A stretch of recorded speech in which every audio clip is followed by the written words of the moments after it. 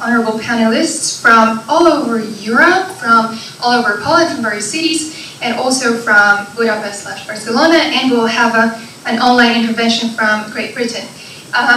We are 4 now, we'll be 5, and even 6 with the double stunt if we count the online intervention.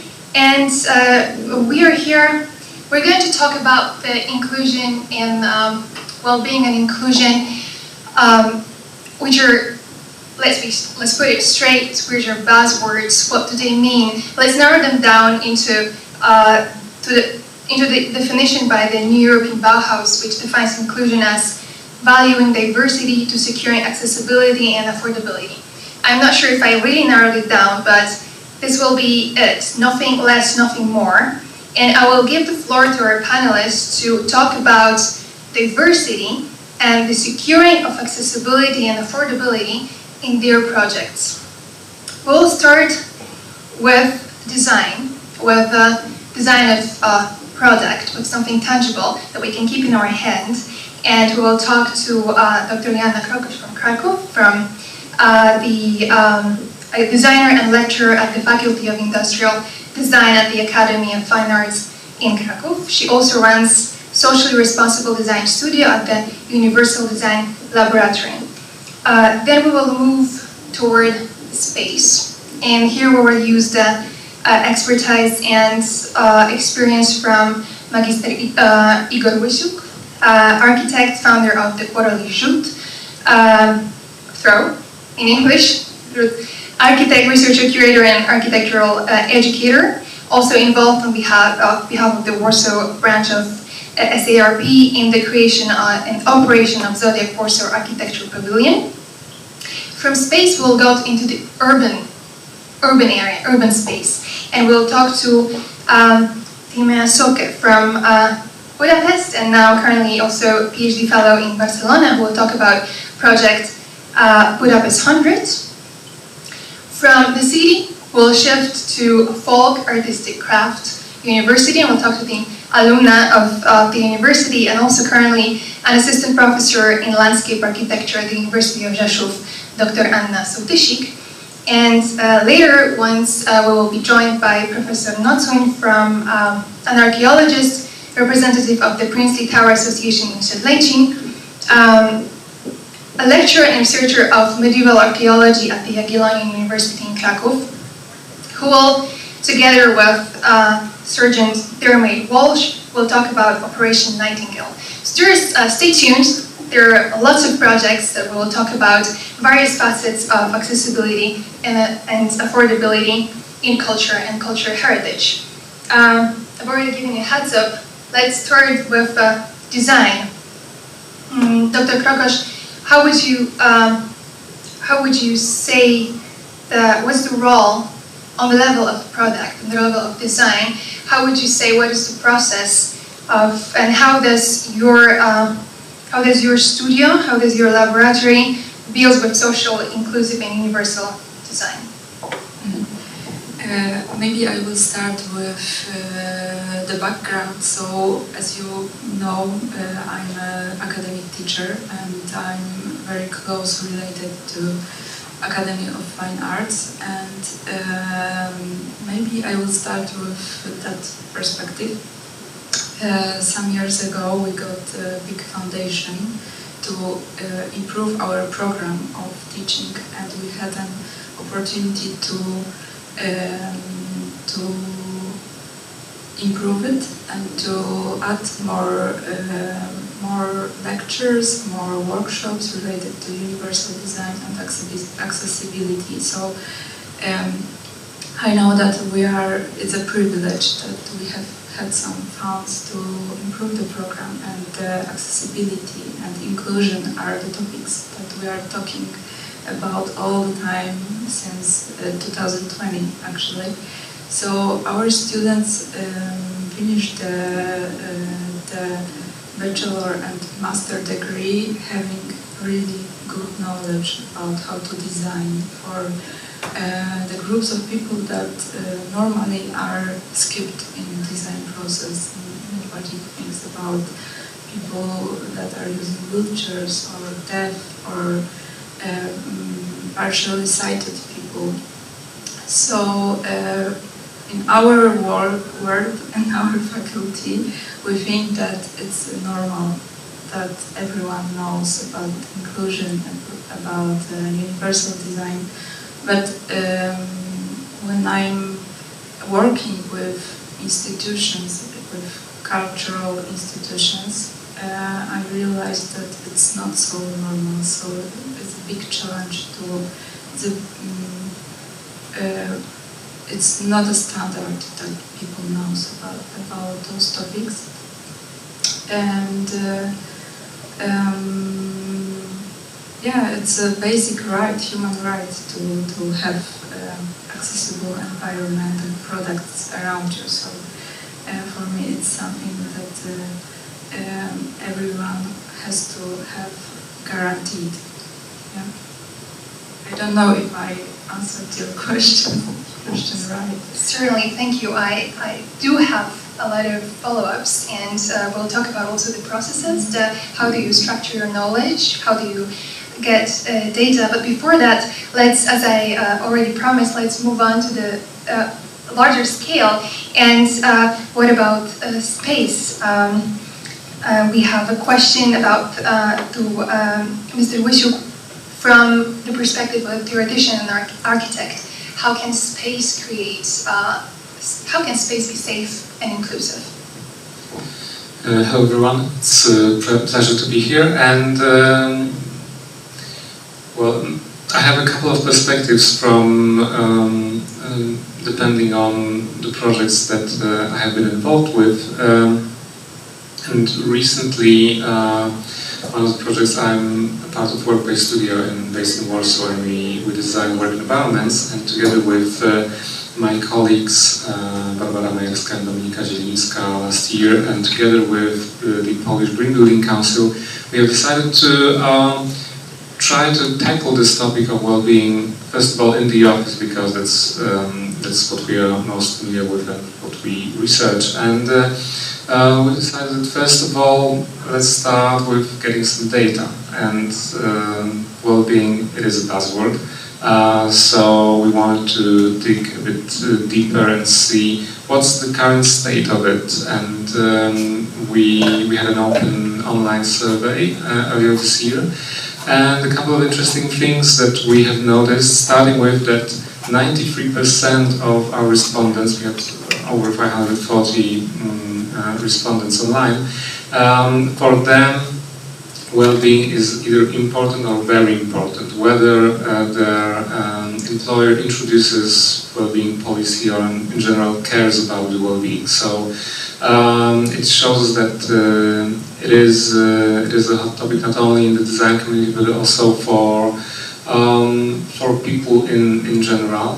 And I would say that it has its merit. As we were preparing for the discussion via an email exchange, I thought that when it comes to space, we sometimes overlook the fact that everything around us has been designed, and it affects us. We spend over 90% of our time indoors, so it also contributes to so the environment that we are in immensely contributes to our well-being, our physical well-being, our mental well-being. We can name other well-being, societal, planetary, etc. However, so to answer the questions briefly, yes, the space affects us immensely, and I think it's we have to be aware of it, be mindful of it, analyze how the space affects us, and there is a lot of research, and there are many buzzwords over the couple of years recently, and when you dig deeper into books, you start to figure out that, okay, in the 1980s they figured it out already, in the 1960s they figured it out already. There was a panel discussion earlier on here on the cultural heritage, and Iwo Kronkowski was telling about how they are discovering also heritage in other areas. So let's try to be mindful of and be aware of what we have researched and what we know already to take the next step. Thank you very much. Well, we will indeed talk about knowledge transfer. Thank you. But there was you mentioned that we spend 90% of our time indoors, and this is a very interesting fact, but also a perfect segue to our discussion on the level of a city, on the level of what happens on the streets. And Tima, can you tell us a bit about your project, Budapest 100, and how does it? I'm reading. How does it build community around local history and architecture? For as long as already 13 years in Budapest. Congratulations on the project as well. I know it's award-winning. So. Yes, thank you very much. So I'm here as a representative of the Hungarian Contemporary Architecture Center, CAKE, and one of our projects is, as it was mentioned, Budapest 100, which is basically like an architectural and cultural festival that was created to celebrate the 100th birthday of our buildings. So like to have birthday celebrations for buildings, which is like a cute idea and a cute excuse to talk about heritage, to talk about our stories, to talk about our communities, and to build something that I think it's getting lost in cities, which is like the neighborliness, the connection, the true community. Community is also like a buzzword. Like we have a lot of buzzwords, especially when we talk about like the software of our cities or architecture or the built environment as such. And community is often used, I think, as like the synonym for a citizen. And to be honest, I think that's not the case, and we do have to work on them very, very precisely. And so what we do at the Budapest 100 Festival is basically to create a framework, to create an opportunity for locals to showcase their stories, their heritage. And the most difficult part of the project is always to convince the people who live in these like heritage buildings that their stories, their little relics of their grandfathers living there or doing, I don't know, like an old bicycle riding workshop, which was a thing back then.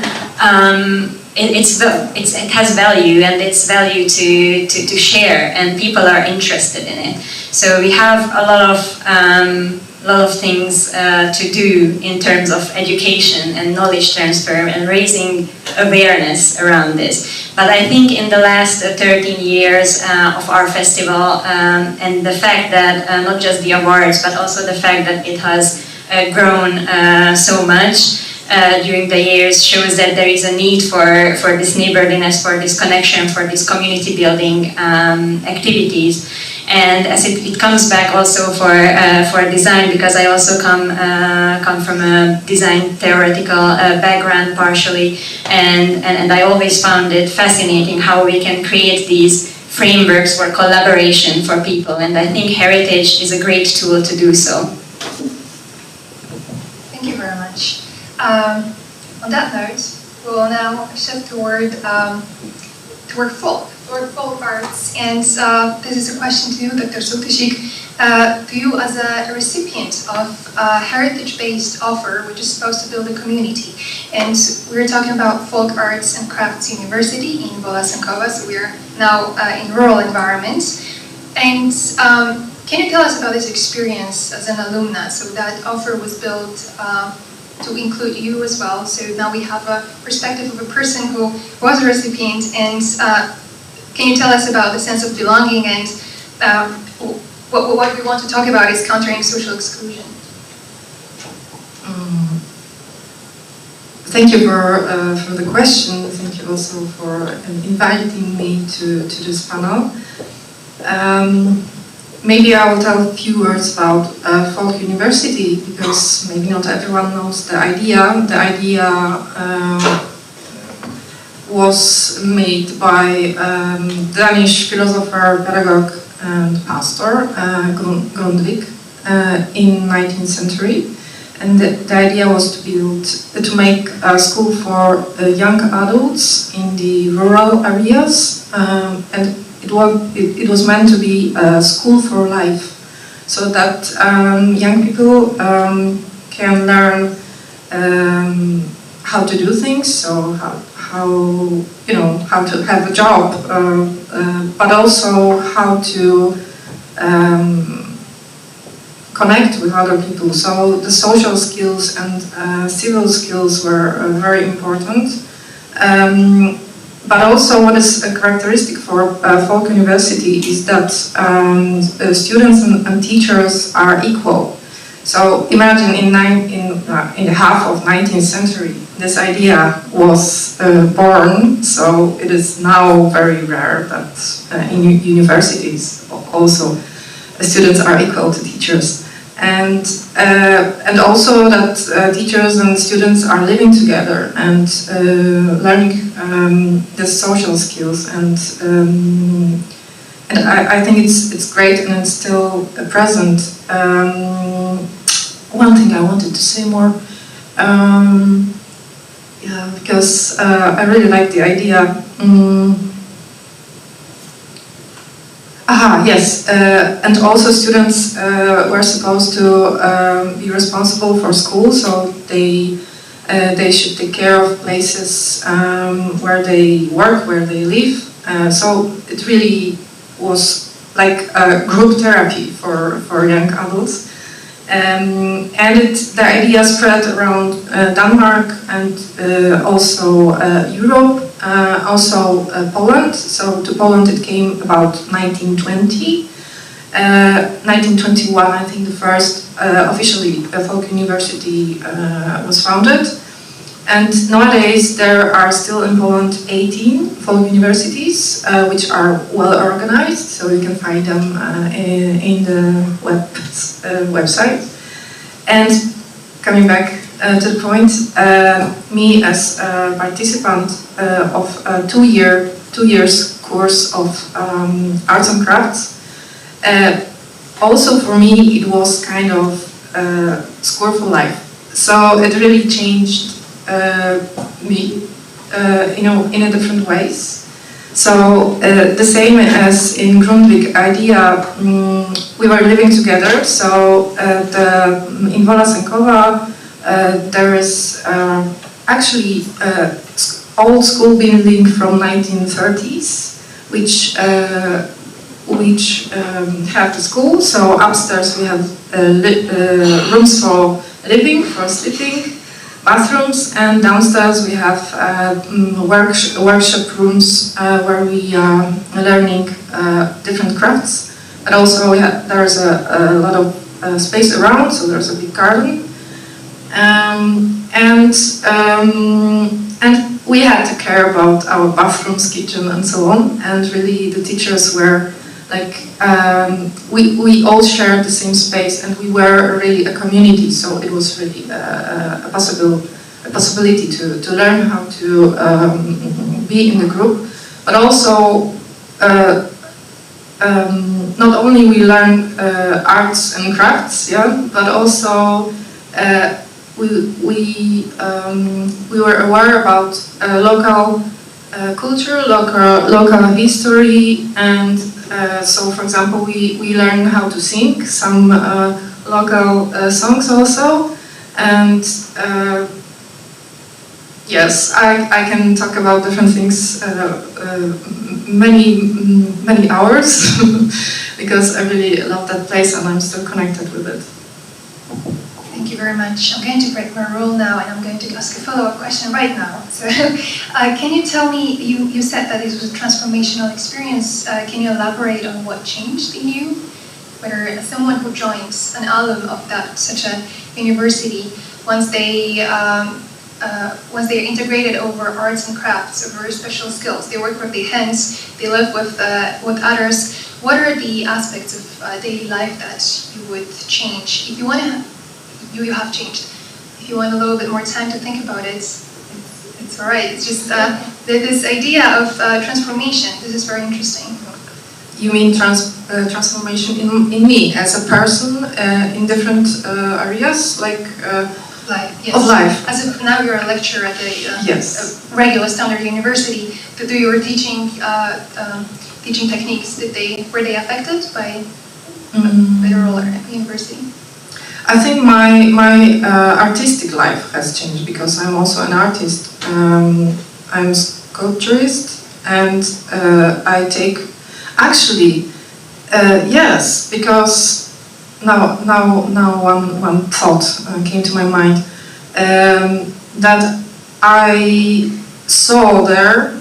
I experienced that I have some extra powers, so that actually I'm good in sculpture. I didn't know that before, so I was there in my 30s, so in the beginning of my 30s, and I finally saw that my manual skills are really good, and I was more and more interested in 3D modeling in different materials, and I now I'm making sculptures in willow, because we learned also basket making.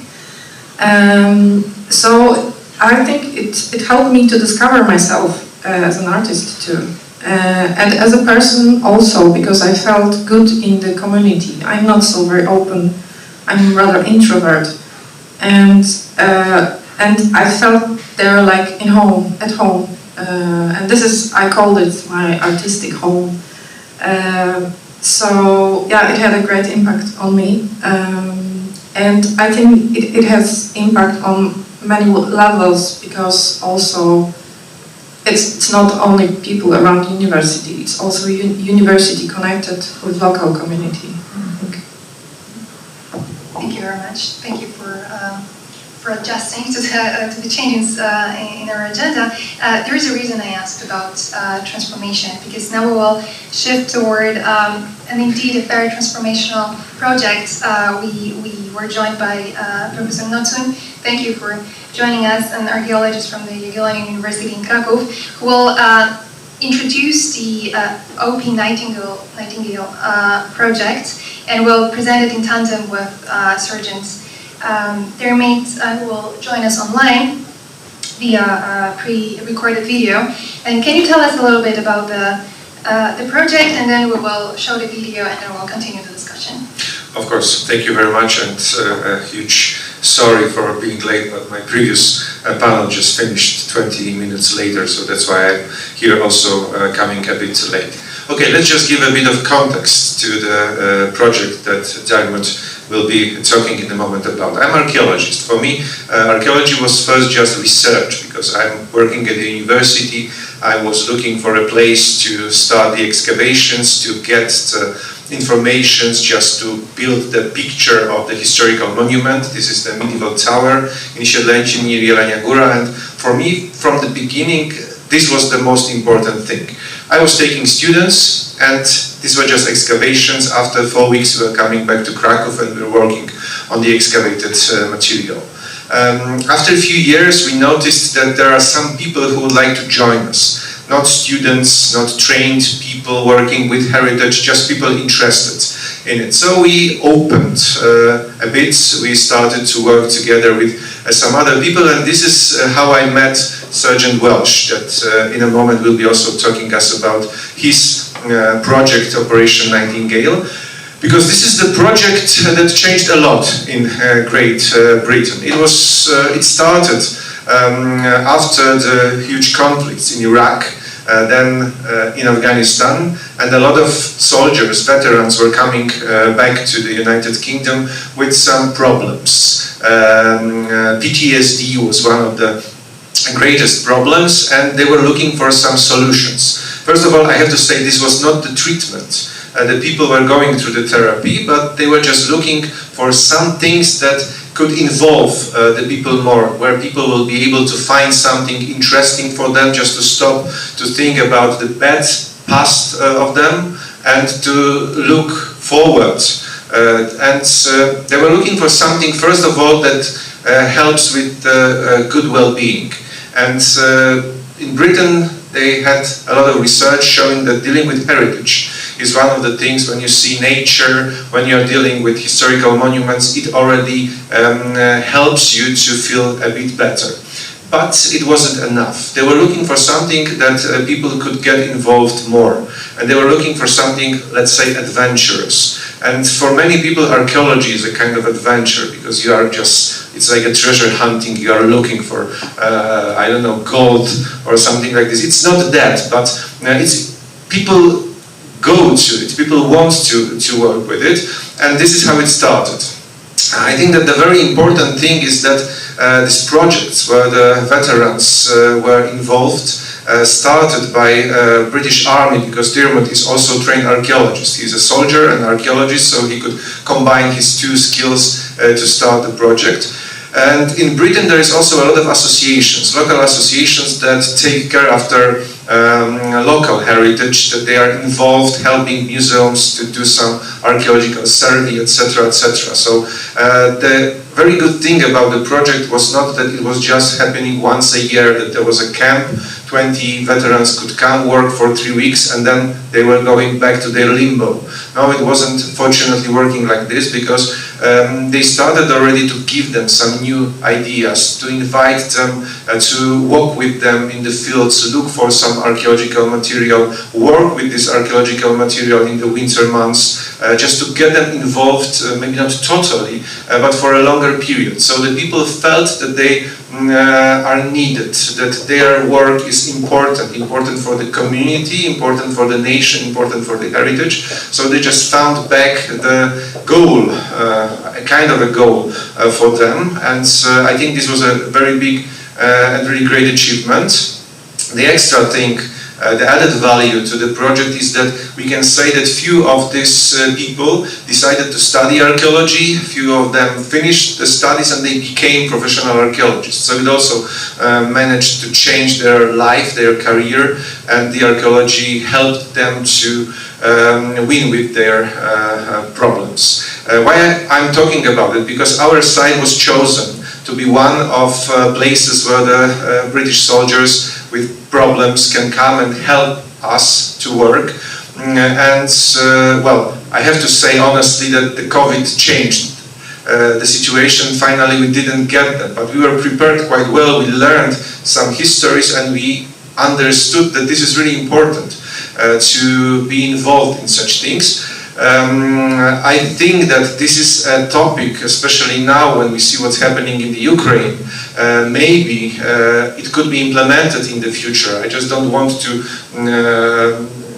talk more about it, because I think that it's the decision of people in the Ukraine, but I think they could consider this project as the one that could be implemented also in their country after the war. Let's hope it will be soon is finished. But we just decided to go on with the idea that archaeology dealing with heritage can help people to get better. And we started to cooperate with Rempart. It's a French organization that takes care after almost 200 historical monuments, mostly ruined castles in France. This is an umbrella organization, because every castle has got a small organization that takes care after it, and they decided that they will also try to help people with some problems, people feeling excluded from the society, people looking for social skills to get with the communities better. And we started to invite volunteers from France, including the ones that have problems, and just not to talk too much about it, I have to say that we also saw a success. We saw that people who were coming very alienated, not trying even to work with us, after 2 or 3 weeks they were becoming really interested in archaeology, they were coming back next year, the following year. Also, a few of them started to study archaeology, so of course this is not exactly as the Operation Nightingale, but we see that archaeology can help. Involvement in heritage can help people. They can find a new way for their life, and they can feel better thanks to such involvement. And Rempart showed us that we can also try to find new tools to work with people who need it, because they started some leadership trainings. They all offered to these people some special trainings where they became leaders for the people who were in the state, the mental state they used to be just a few years ago. So I really believe that heritage, not only archaeology, but heritage, involving people with some problems into heritage, can help with the well-being, can help with the mental, psychological situation of ones.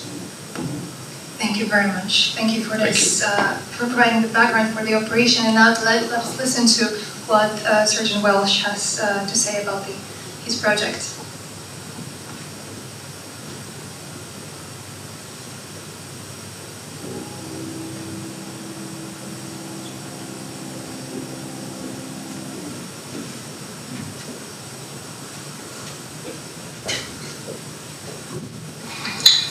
Hello everybody, my name is Dermot Walsh and I'm going to be talking to you today about Loch Nightingale, how it came about and some of the observations that I saw.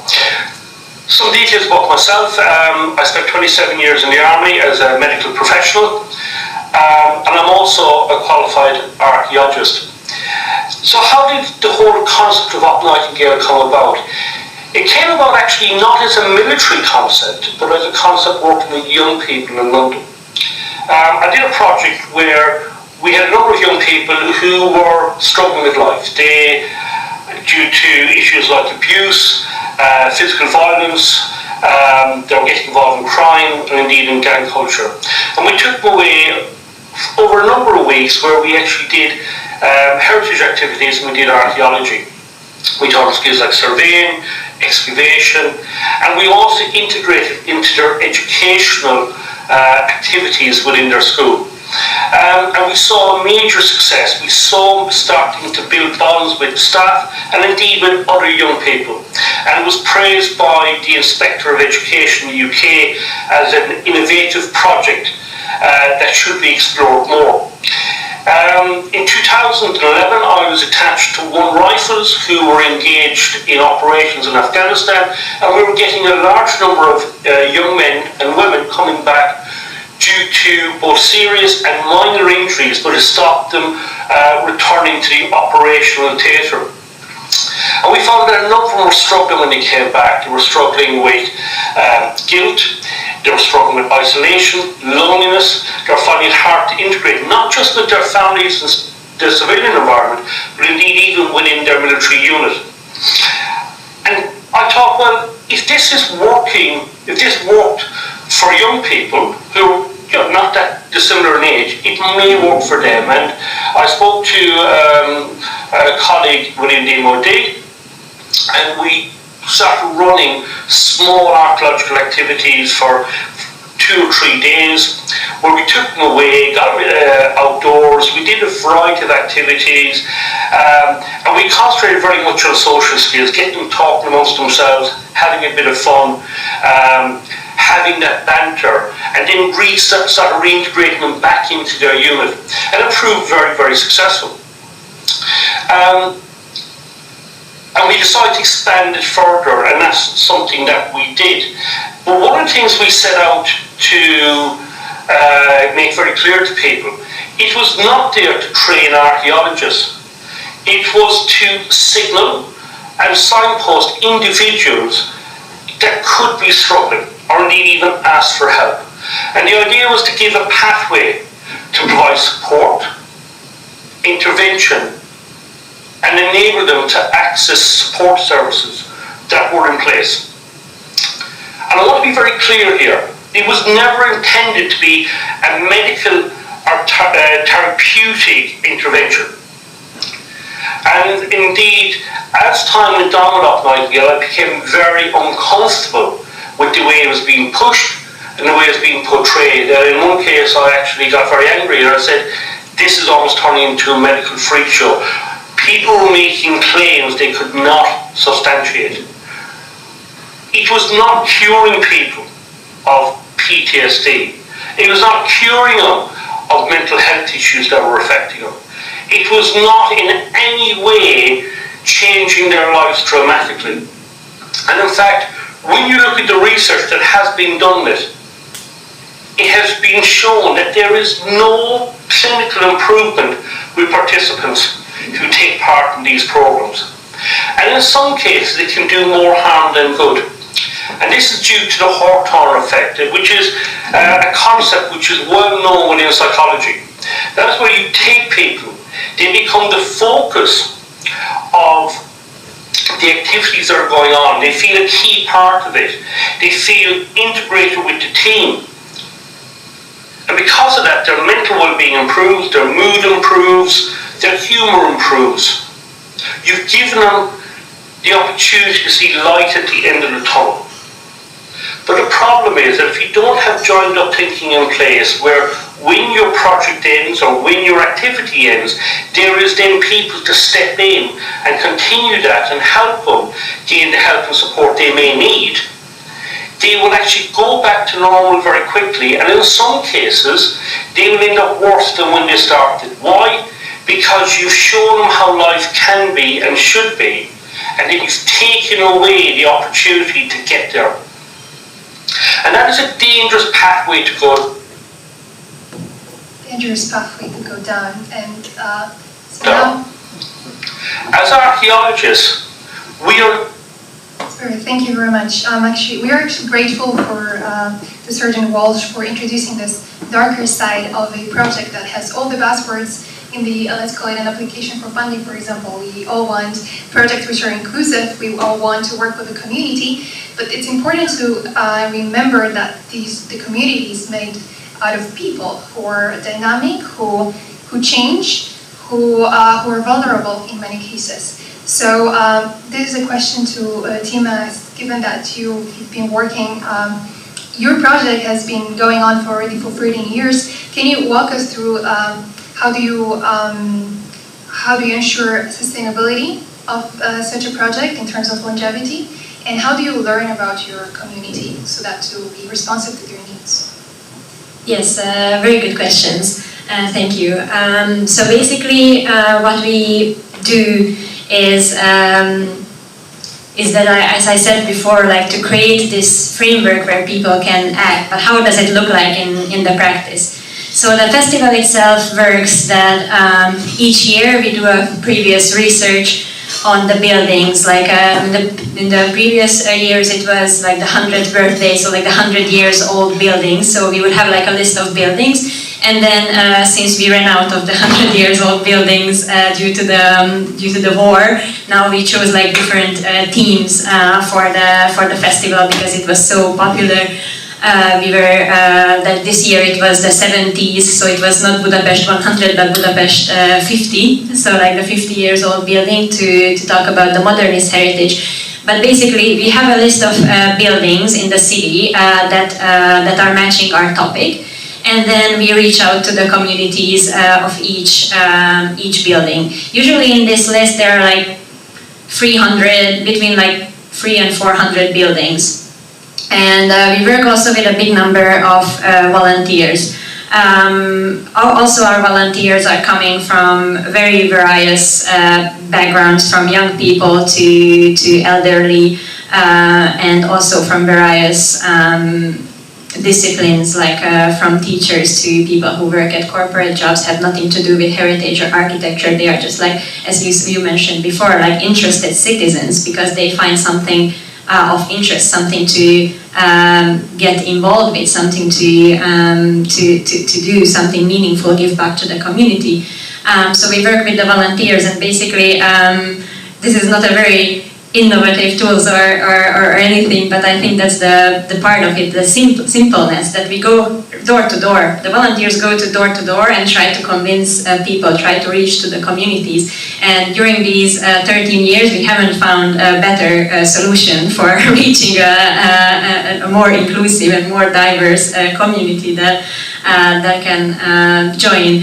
And once they join us as the team, we create different meetings, different workshops where we show the opportunity of what they can do with their building, how they can showcase the history, how they can research it, how they can organize some programs around it. So basically, we just give them tools and opportunities to do what they want to do. And I think that's why it works in our case, that there is a lot of creativity in it. So like the creative part is given to the community, is given to the people, is given to the volunteers. So we are not telling what to do, we are just like raising the attention of how it can be done. And I think this is the power of it. So like when I have to summarize why is the project successful, I think it's because it's based on a very simple idea. Simple ideas are inclusive, I think, because it's easy for understand everybody. So in our case, it's just like,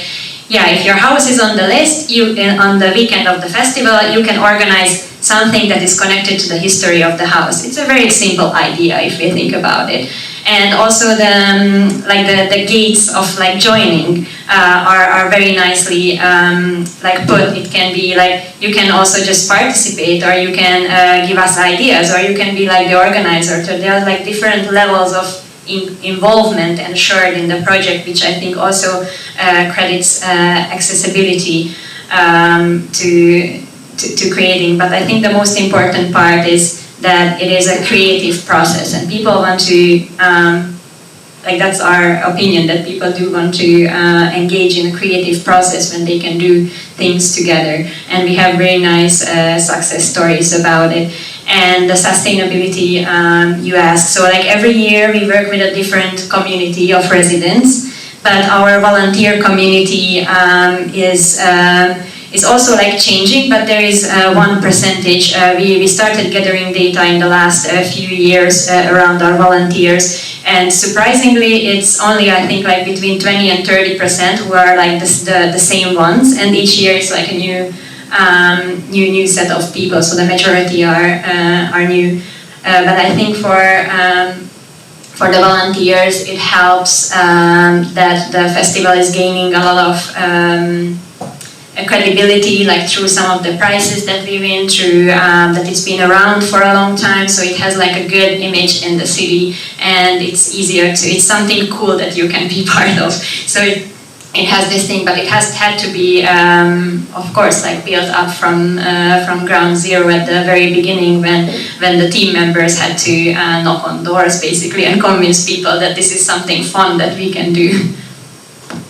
Thank you very much. Well, maybe in the increasingly digital world, door-to-door solicitation is in fact an innovative idea, like this sort of harnessing face-to-face interaction, which we all long for in a way. So thank you for sharing this idea. I hope that we are here to share best practices, so I hope that this will be picked up. I would love to be knocked by a person and invited to the celebration of my building's birthday. I just feel like this is a fantastic idea. But although we still live in a very technology-driven world, and this will be a question to Igor and Leon about, you mentioned already that you both work in various dimensions of design, and you already mentioned that you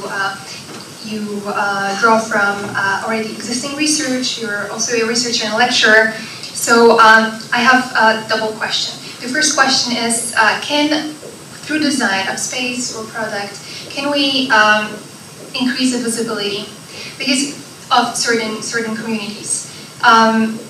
If we, for example, design a space with enhanced accessibility, it is probably natural that all users, not only those who will use this part of the design, will notice it. So is there any research, any data, or would you say from your experience that indeed inclusive design does improve visibility for certain communities? And from that question, let's move on to how you're learning about the people for who you design, and how do you ensure that you're up to date with certain biases, that what you design will not outdate fast. So I'll start with Igor. And I'll start with the second question.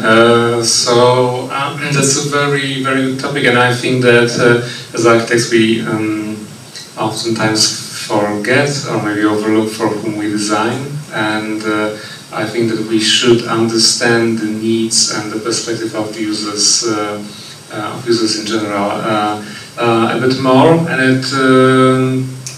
it applies to not only functional needs, for example, of what should be in a design, but also to needs in terms of mobility, people with disabilities, etc.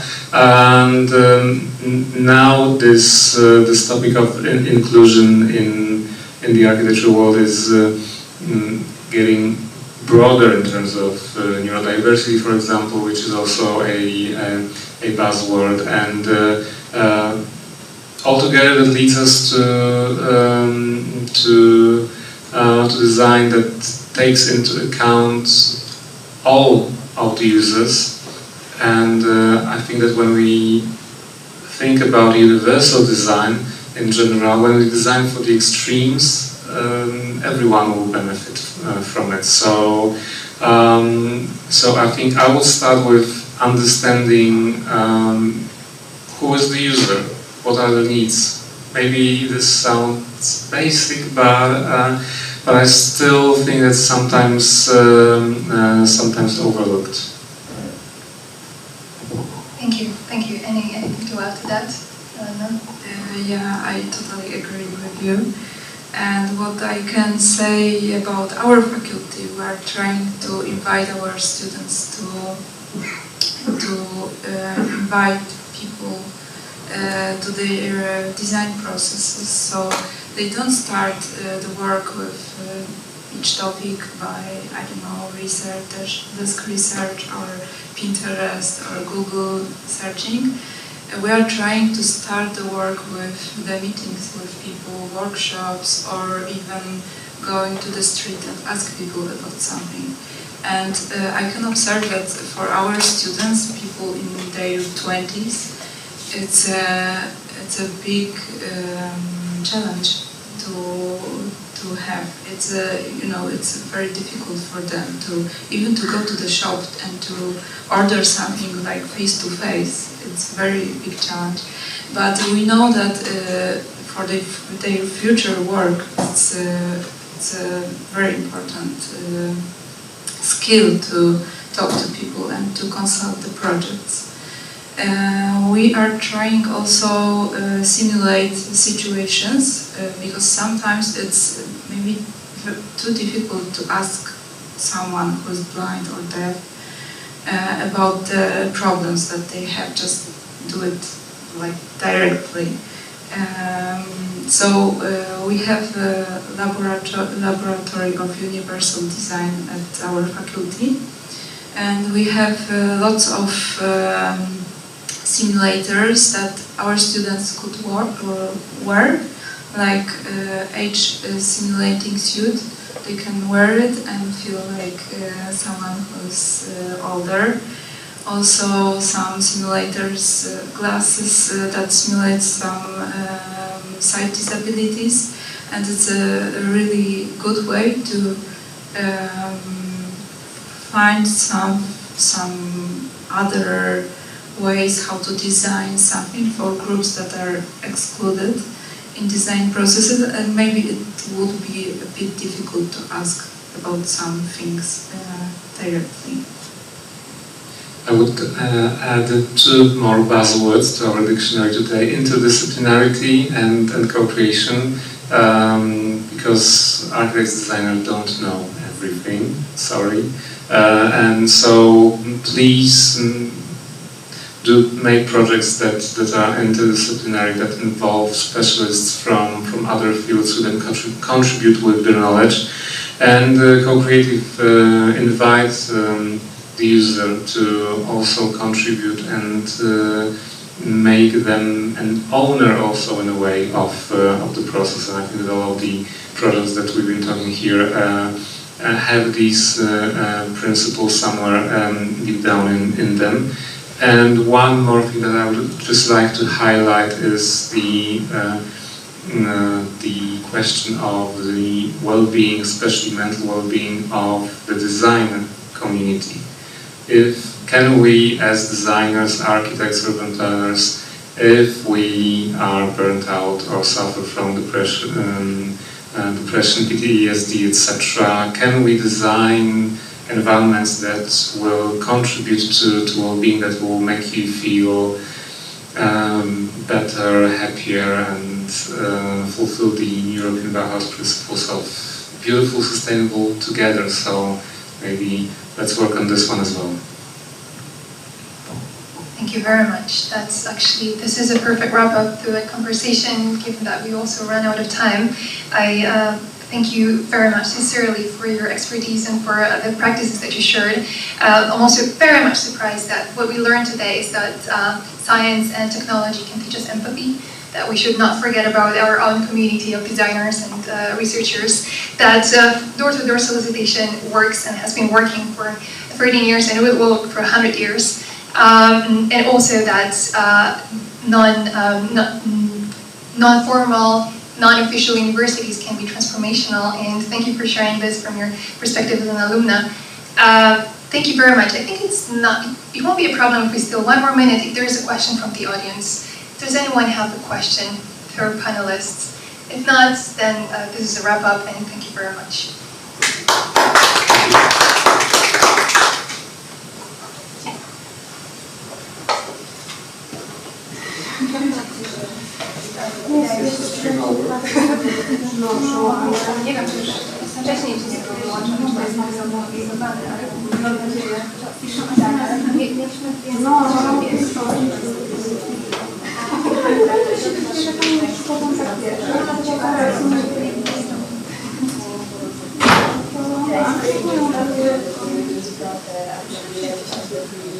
Talk about like always other many cases that are I find it like super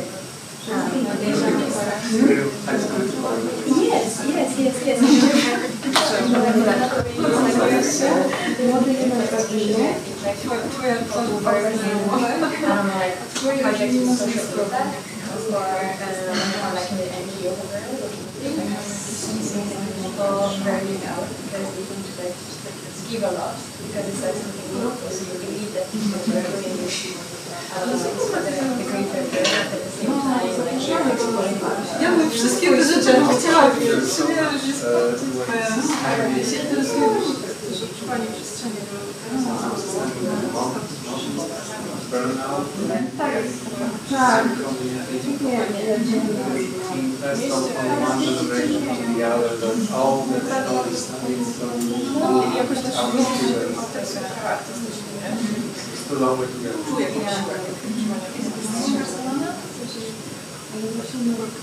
Yeah, like I think in the community that I'm in, like it's much more relaxed. Like I don't feel that much of that like hustle culture that we have, especially in Hungary, or like it's more like Eastern Central European thing that we always like have this learning with what I see from my perspective and my friends and colleagues, that like we always have something to prove, you know, like we want to prove because we come from a little like disadvantaged kind of background, which is just anyway, it's not a problem, but it's disadvantage of we imagine it or how much. But yeah, I feel like in Spain, like the work-life balance is much more appropriate and like also it's much more flexible. But it's cultural. It's very cultural. Like yeah. It has to do with also the climate.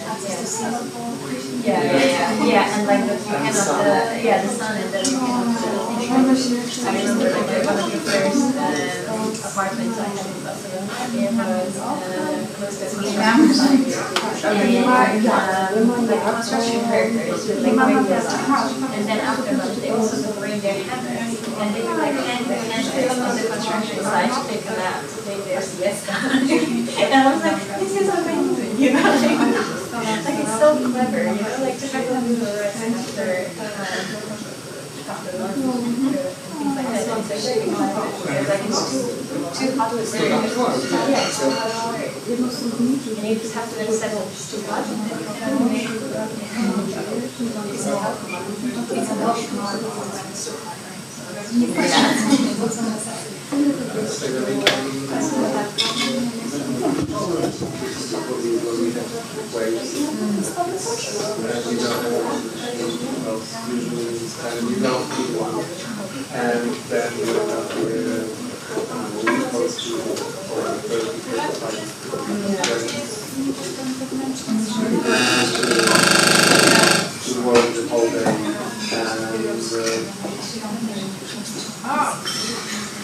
And just to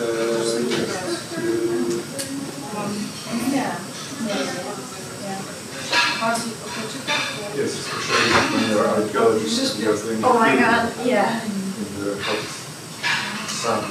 I remember this from Mediterranean arena 20 years ago. Now it's happening here. We can work sometimes after 11 or before 5. We just start very early morning at 5 in the morning, work until 11, and then we just rest. There is no